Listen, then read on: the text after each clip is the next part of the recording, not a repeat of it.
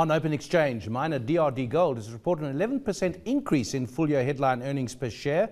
That's to 68 cents. The company also saw profits rise 9% to 679 million rand. Joining us now to look at those numbers is the company CEO, Neil Protious. Morning, Neil. Thank you. Morning, Bill. Looking at the quarter and the full, if you look at the production for the quarter, up 10%, production for the year, up 8%, but the operating profit down for the quarter and headline earnings down for the quarter. But again, on the year, encouraging, as we said there, headline earnings up 11%. So the year and the last quarter. We're very pleased with the way that the year has ended for us. It was a year of massive consolidation of various circuits into a single circuit.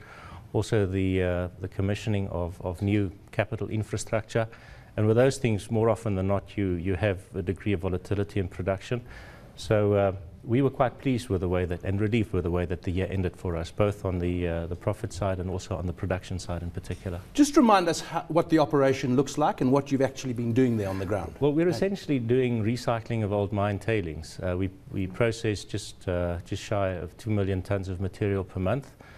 We target between 135 and 145,000 ounces per year. We actually managed to achieve that this year with 146,000 ounces. And we try and keep our cost base as low as possible through a mechanized process and a process that never stops. We don't have interruptions because of public holidays and so forth. It's been working for us. It's certainly been working for the share price over the last 3 years. And we are seeing that the register is becoming populated increasingly by reputable investors. Yep. And your final dividend there of 14 cents, what has your dividend policy been? And are you happy that you'll be able to continue with that? Because it's the kind of gold operation where people are in it for the dividends, aren't they? Yes, absolutely. It's a cash flow play and it's a dividend yield play. We've been paying dividends now for the last 5 years. This year was the first time that we paid an interim dividend. The total dividend for the year is 28 cents, which is a 180% increase on the previous year. We don't hedge. So as a consequence, if there are cycles, downward cycles in the gold price, then clearly earnings will decrease.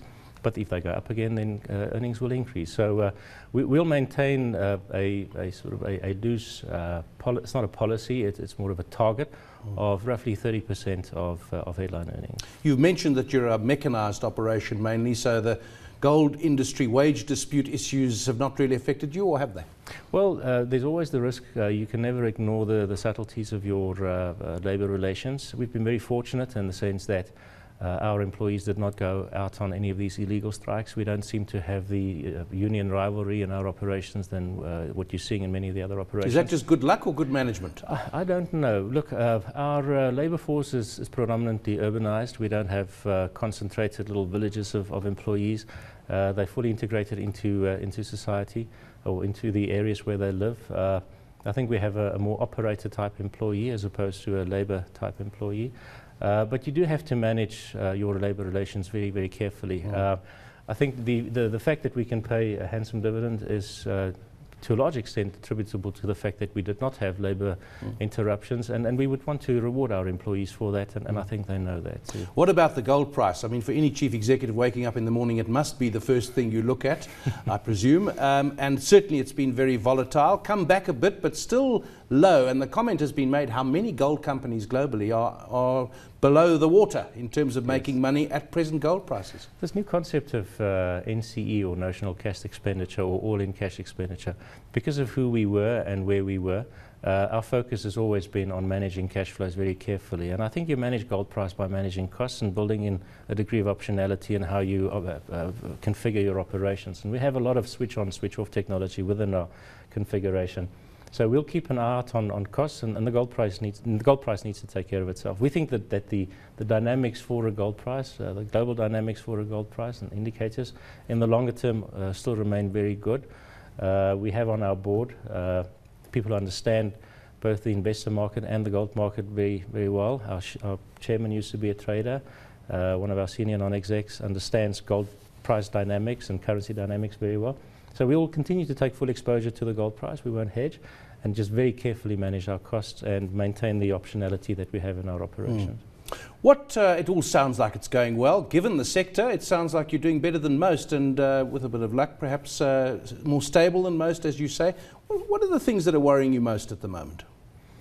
Well, that's quite interesting. I think the politicization of labour forces, the stability in South Africa generally. I'm concerned about the dip in production and the effect that that's going to have on the costs of consumables in particular.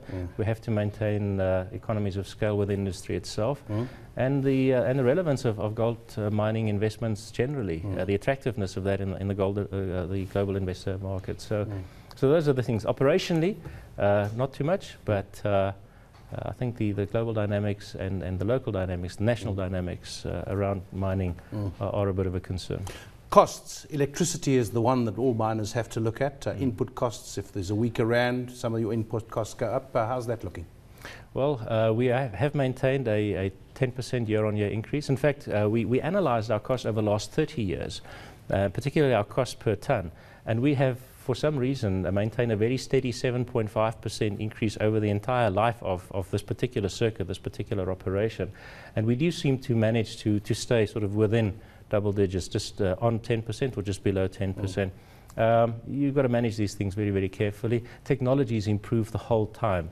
For example, the amount of power that you consume with your pumping technology, you can decrease that, and we've managed an 18% decrease in that regard by installing a different type of lining in our pipelines. We have a vast network of pipelines.